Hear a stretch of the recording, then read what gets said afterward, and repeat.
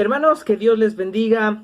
Muy buenas noches. Qué bueno que ya se ha conectado en esta tarde, en esta noche, a nuestro tiempo de estudio. Me da mucho gusto verle, que ya ha dispuesto su tiempo. Me da mucho gusto ver que ya está listo para nuestro estudio del día de hoy. Para mí es un gusto una vez más estar con ustedes, el seguir compartiendo y estudiando juntos la palabra de nuestro Dios. La semana pasada comenzamos ya con nuestro estudio del mes, con este nuevo estudio que es de la carta de Pablo a los Colosenses. El mes de febrero estuvimos hablando de lo que Pablo escribió a la iglesia de los Filipenses, pero ahora vamos a continuar viendo lo que Pablo escribe a la iglesia de los Colosenses. Vamos a comenzar en este tiempo con nuestra segunda sesión. La semana pasada empezó el mes y empezamos con la primera sesión. El día de hoy, que es el segundo miércoles del mes, empezamos con la segunda sesión de estudio de la carta de Pablo a los Colosenses. Así que vamos a hacer una pequeña oración y comenzamos a ver, bueno, donde nos quedamos la semana pasada hablando de la iglesia de Colosenses y de lo que Pablo escribe en esta carta. Así que vamos a orar. Padre, te damos gracias en esta noche porque tú nos permites estar ya listos y dispuestos para estudiar tu palabra. Agradecemos, Señor, que tú nos has provisto, Padre, para poder llevar a cabo estas transmisiones, porque tú, Señor, nos das todos los medios y los recursos necesarios. Te doy gracias por la vida de cada uno de mis hermanos que ya ha dispuesto su tiempo, que ya está listo para atender a tu palabra. Pedimos, Señor, que tú nos ayudes a comprender qué es lo que tú hablas por medio de Pablo a la iglesia de los Colosenses. Gracias, Señor, porque tú nos provees, Padre, de todo lo necesario, y agradecemos, Señor, porque hasta el día de hoy hemos podido estudiar varios libros y cartas que tú nos has dejado en la Escritura. Ayúdanos a continuar entendiendo, ayúdanos en este mes que estamos estudiando Colosenses, ayúdanos, Señor, para que podamos entender tu palabra. En el nombre de nuestro Señor Jesucristo. Amén. Entonces, ahora sí, empezamos con la segunda sesión de estudio, nuestra segunda clase acerca de la carta de Pablo a los Colosenses. La semana pasada estuvimos ya hablando ciertas cosas y estuvimos hablando un poco en cuanto al contexto que envuelve a esta carta. Mencionábamos entonces que la iglesia en Colosas comenzó durante el ministerio de Pablo en Éfeso, y Pablo estuvo en Éfeso 3 años. Nota importante, y lo último que nos quedábamos, es que Pablo no fue el fundador de la iglesia de Colosenses. Pablo no fue a fundar la iglesia en la ciudad de Colosas. Mencionamos que a diferencia, Pablo sí fue a Filipenses. La iglesia de los Filipenses fue la primera iglesia fundada en Europa y en el mundo entero antiguo. Pero Pablo no fue a Colosas. Pablo no fundó la iglesia en Colosas. Es más, ni siquiera la había conocido, ni siquiera había estado con ellos. No conocía frente a frente a los hermanos. Vimos este pasaje, pero vamos a volver a verlo. Colosenses capítulo 2. Capítulo 2, verso 1. Que dice así: porque quiero que sepáis cuán gran lucha sostengo por vosotros y por los que están en la Odisea y por todos los que nunca han visto mi rostro. Los cuales, los colosenses eran algunos de esos que nunca habían visto el rostro de Pablo. Entonces, aunque él no fundó la iglesia, sí estaba al pendiente, sí sabía de la existencia de ella, sí conocía que había cristianos en Colosas. Y también, pues los cristianos tenían cierto respeto hacia Pablo, por eso es que él tiene la autoridad para escribir esta carta. Él era conocido. Entonces, la instrucción que da en esta carta es atendida. Creemos que fue atendida por la iglesia de Colosenses. Entonces, el fundador, el que sí fue el fundador de esta iglesia, es este hombre llamado Epafras. Vamos a ver este pasaje. Colosenses 1, capítulo 1, versos 5 al 7, que dice así: a causa de la esperanza que os está guardada en los cielos, de la cual ya habéis oído por la palabra verdadera del evangelio, que ha llegado hasta vosotros, así como todo el mundo, y lleva fruto, y crece también en vosotros desde el día que oísteis y conocisteis la gracia de Dios en verdad, como lo habéis aprendido de Epafras, nuestro consiervo amado, que es un fiel ministro de Cristo para vosotros, quien también nos ha declarado vuestro amor en el Espíritu. Entonces, este hombre, Epafras, es el que fue el fundador de la iglesia. No fue Pablo, fue Epafras. Y quien al parecer fue salvo durante una visita a Éfeso y probablemente después comenzó la iglesia en Colosas cuando regresó a casa. Muy probablemente entonces Epafras era de esta zona, de esta región de Colosas. Y ahí es donde es fundada esta iglesia. Otra vez, Pablo no la fundó, pero Pablo sí conocía de la existencia de esta iglesia. Aquí está nuestro mapita. Yo creo que nos vamos a familiarizar con este mapita. Se nos va a hacer muy familiar este mapita para poder encontrar dónde se ubicaba la ciudad de Colosenses. Entonces, bueno, si recuerdan, hemos estado tomando algunas referencias. La primera es Italia, aquí la botita de color verde, en esta zona Italia. En medio, Grecia con todas sus islas. Estos 3 puntitos, no sé si los recuerdan, era nuestro punto de referencia para encontrar dónde estaba la ciudad de Filipenses. Y tenemos una tercera zona que es aquí Turquía. Este es el mapa actual. Hoy en día, esta es la división y estos 3 países son nuestra ubicación, la manera en que nos hallamos en el mapa. Italia, Grecia y Turquía. Italia la botita, Grecia en medio con sus islas aquí y Turquía del lado derecho. ¿Ok? Porque ahora vamos a ver dónde se encontraba Colosas. Entonces volvemos aquí de este lado izquierdo, aquí grande. Está Italia, aquí está la botita, Italia. Un poquito más a la derecha entonces tenemos a Grecia, lo que hoy en día es Grecia. Entonces aquí aparece Grecia, pero bueno, hoy en día abarca toda esta zona, ¿no? Grecia y sus muchas islas. Estos 3 puntitos, ¿se acuerdan? Y aquí está Filipos, lo que estuvimos viendo en febrero. Aquí está Filipos, aquí está Grecia, aquí están sus islas, estas 3 islas que son como 3 dedos así. Aquí está Filipos, aquí está Grecia. Entonces ahora el mes de febrero nos situamos aquí en Grecia porque estábamos en Filipos. Ahora no estamos en Filipos, ahora estamos en Colosas. Entonces nos situamos en esta región que hoy en día es Turquía. Y aquí es donde se encuentra la iglesia de Colosas. Bueno, aquí es donde está la ciudad. Y ahí se encuentra la iglesia, Colosas, ¿ok? Entonces es la región de Turquía a un lado de Grecia. Regresamos rápidamente. Aquí están los 3 dedos de Grecia. Aquí es por donde se encuentra Filipos. Del lado derecho en Turquía es donde nos encontramos, donde nos estamos situando en Turquía, acá. Colosas, ¿ok? Entonces, más o menos son como datos para saber, ¿no? Si alguna vez nos preguntan, no, pues la ciudad de Colosas está en lo que hoy en día es Turquía. Y bueno, entonces, hablando en cuanto al contexto que hemos estado empezando a mencionar, muchos años después de que la iglesia fue fundada, una peligrosa herejía surgió, entró, se escabulló dentro de la iglesia. Y pues el asunto con esta herejía es que no era una combinación de muchos elementos de herejías. Era una combinación de creencias falsas. No era porque estuvimos hablando, por ejemplo, estuvimos hablando de Primera de Juan. Cuando estuvimos hablando de Primera de Juan, decíamos que precisamente en contra de quien está hablando es el gnosticismo, ¿no? Esta idea que se tenían algunas ideas falsas acerca de Cristo, que Cristo no era Dios, que Cristo era solo un espíritu, varias cosas así, medias raras. El asunto es que, bueno, Juan está escribiendo contra precisamente esta manera de pensar.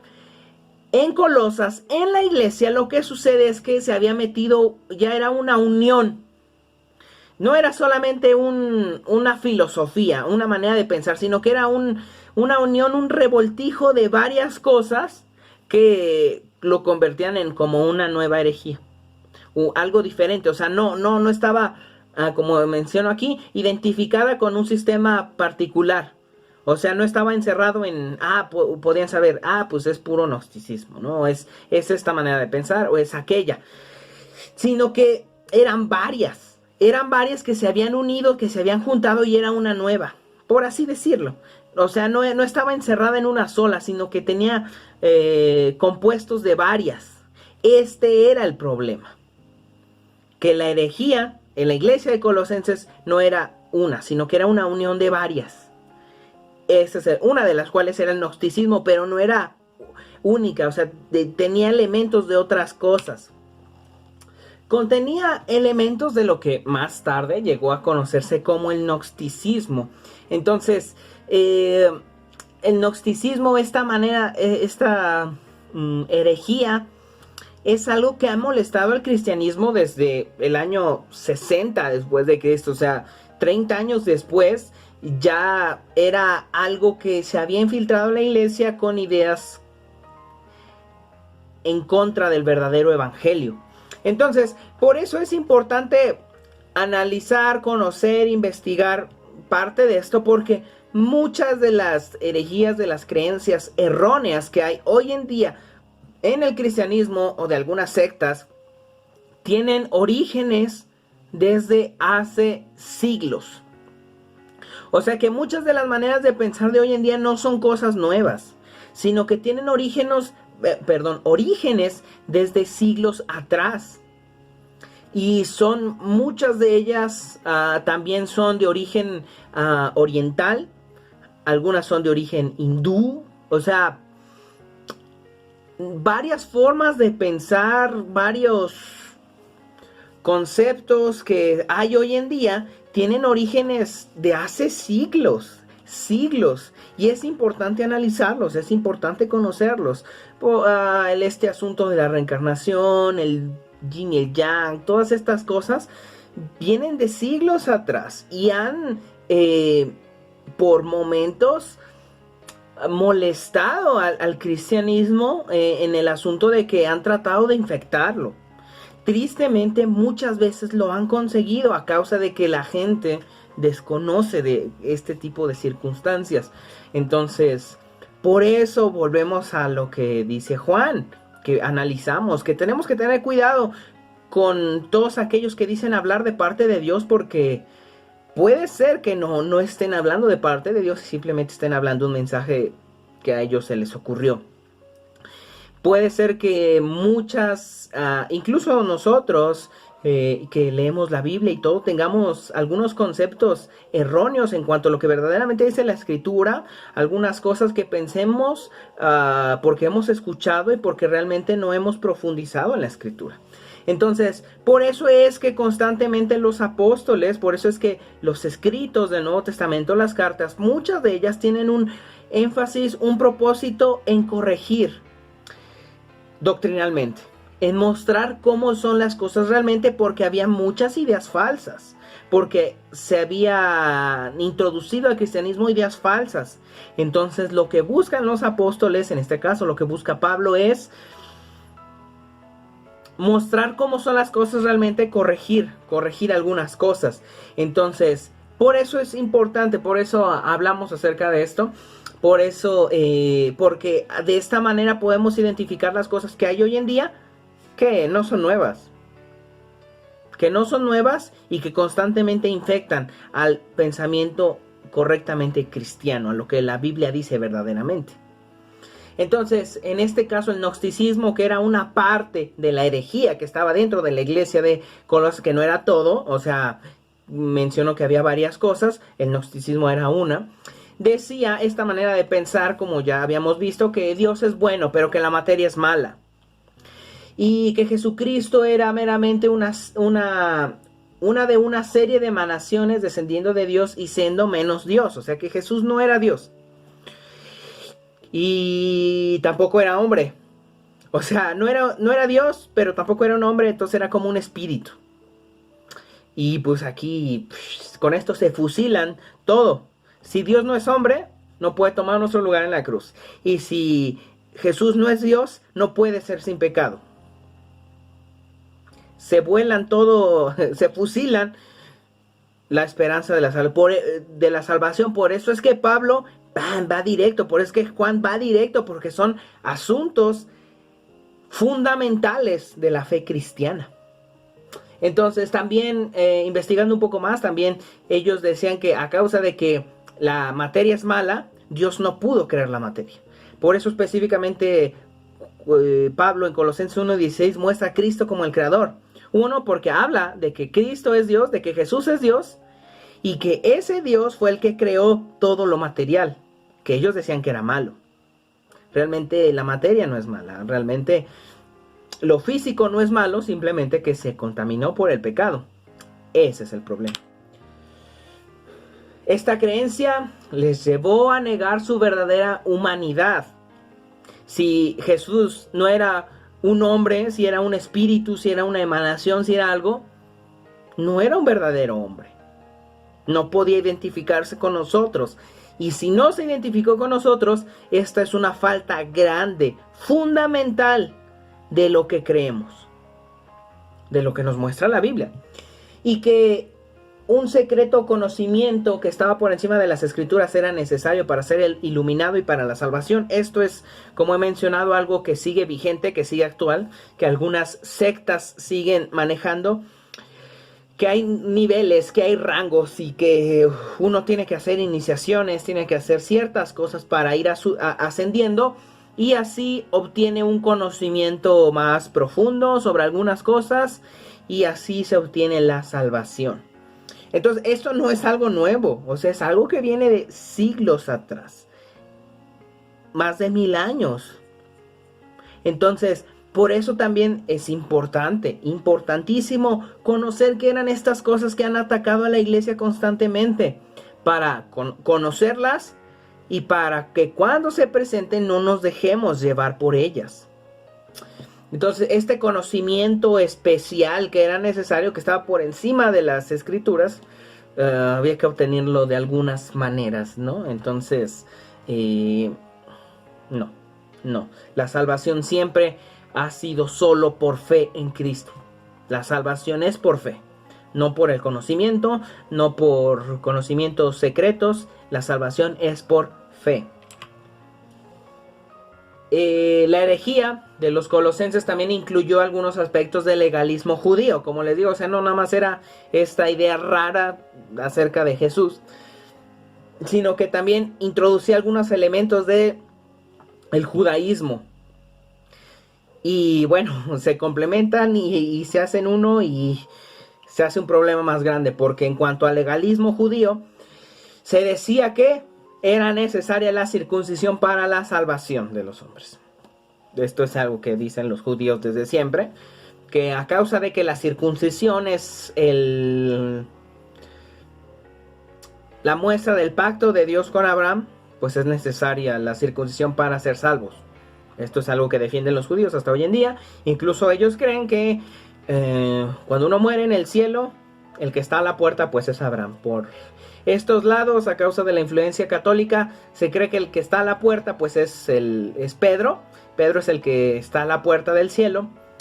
Y bueno, los judíos creen que el que está a la puerta del cielo es Abraham, esperando a todos los judíos, a los que tengan esta señal del pacto, que es la circuncisión. Si la tienen, son salvos. También hablaban acerca de guardar algunas leyes, algunas ceremonias, algunos rituales del Antiguo Testamento. Otro asunto que hoy en día está presente. Hay muchísimos predicadores cristianos, hay muchísimas ramas cristianas que están regresando a este asunto de ser israelitas, de que tenemos de ascendencia israelita y que tenemos que reclamar derechos como israelitas, como judíos, un montonal de cosas que nada tiene que ver. ¿Por qué? Entonces, ¿para qué vino Cristo? Para establecer un nuevo pacto. Ese pacto fue para con ellos. Nosotros no somos ellos. A nosotros Dios nos trajo un pacto por medio de Cristo, la salvación por fe, el pacto de la gracia.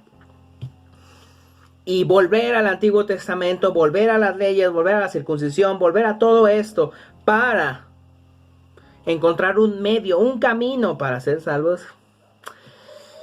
Es lo que dice Pablo también a los Gálatas. Les sucede algo parecido, nomás que ellos sí de plano se fueron directo a todo esto del legalismo judío.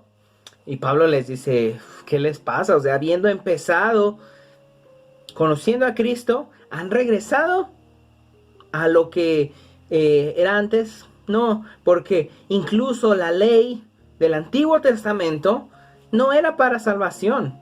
La ley nunca salvó a nadie. La ley simplemente, la función de la ley es mostrarnos nuestro pecado, es mostrarnos nuestro error. Pero yo creo que en ese sentido, más que ayudarnos, nos perjudica. Porque nos muestra el problema que hay en nosotros. El que nos ayuda verdaderamente es Cristo, no la ley.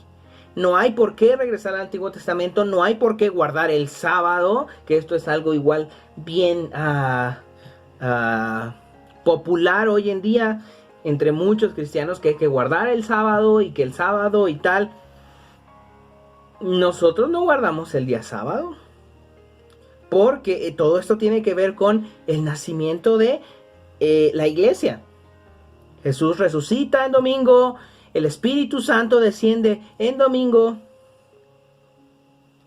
Entonces, varios de estos aspectos se han metido a la iglesia. Por eso es importante conocerlos, para saber identificarlos y para ayudar a los que están en este error, mostrarlos pues bíblicamente, ¿no? En este caso Pablo lo que está haciendo es está instruyendo a los cristianos y decirles no tienen por qué reunirse el sábado, no tienen por qué dejar de comer ciertas comidas porque lo dice el Antiguo Testamento, no tienen que hacer varias cosas porque esas no nos llevan a la salvación. Lo que nos lleva a la salvación es la fe en Cristo, nada más. También en Colosas había algo interesante, por decirlo así. Había adoración a ángeles y se buscaba mucho la experiencia mística. Esto suena tan común hoy en día, que hay que sentir la presencia de Dios, hay que sentir al Espíritu Santo, y que si uno no siente es porque no está adorando a Dios, y que si uno no siente, y todo es en base a lo que uno siente. Todo es en base a los sentimientos, todo es en base a que si siento bonito, que si no siento bonito, que si sentí a Dios, que si no lo sentí, que si... Esta experiencia mística para los colosenses era otra cosa, pero para hoy en día es algo bien común también. Que siempre hay que sentir, que en la adoración, en la música hay que sentir algo, porque si no, no estoy adorando, que tengo que sentir cosas, que tengo que sentir la presencia de Dios, que tengo que... Y todo se basa en sentimientos y en sensaciones y en experiencias. Y se deja a un lado lo que la Escritura dice. Porque si la Escritura dice esto, pero yo siento otra cosa, ahí hay un problema. Y esto es actual, y esto es algo que pasa hoy en día en muchísimas iglesias. Que si no siento, no lo estoy haciendo bien. Que si no siento a Dios conmigo, Dios no está conmigo, por decirlo de alguna manera. O sea que si en la adoración yo no sentí que adoré a Dios, pues no lo hice.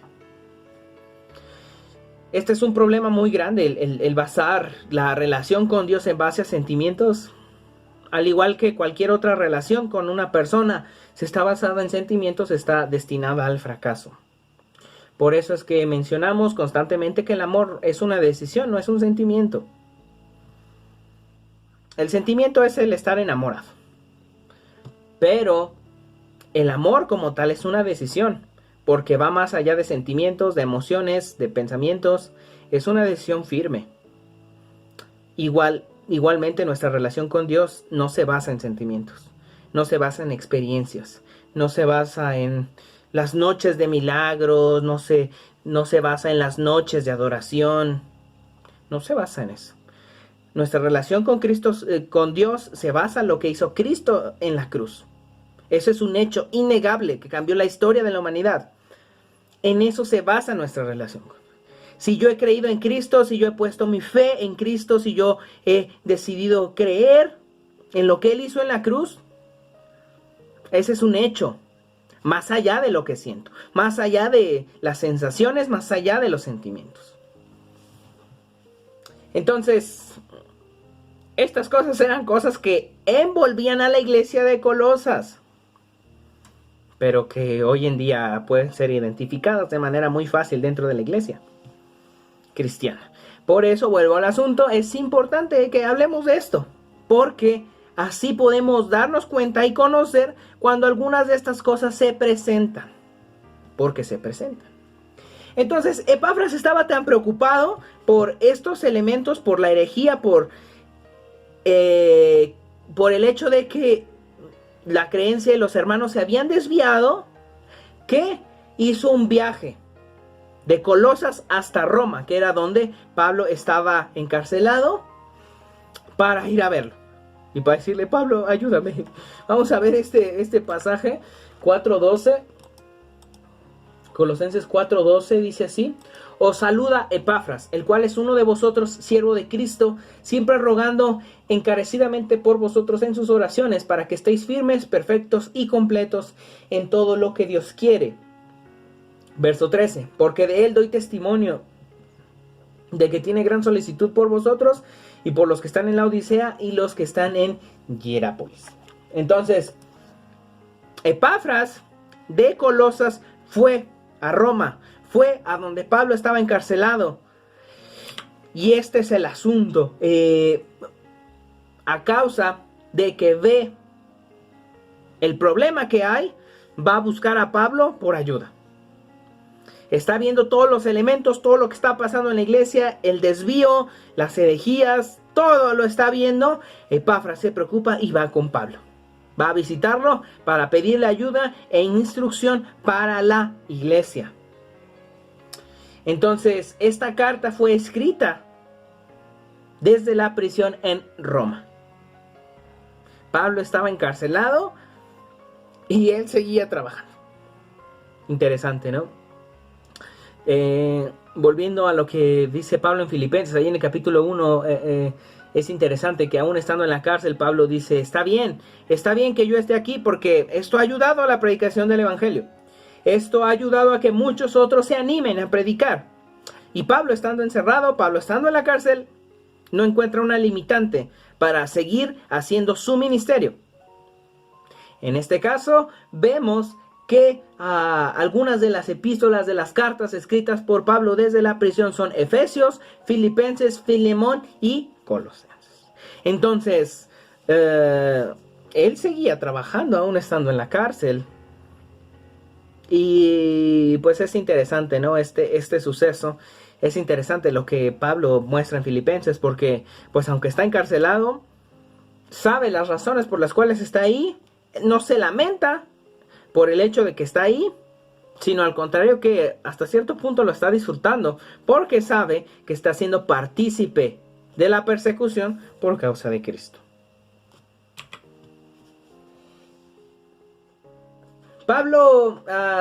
Pudo haber sido compuesta casi de manera contemporánea, o sea que Pablo las pudo haber escrito casi al mismo tiempo, e inicialmente enviada con esa epístola y Filemón por Tíquico.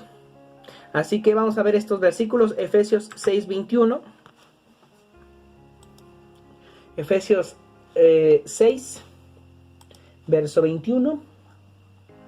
Para que también vosotros sepáis mis asuntos y lo que hago, todo os lo hará saber Tíquico, hermano amado y fiel ministro en el Señor.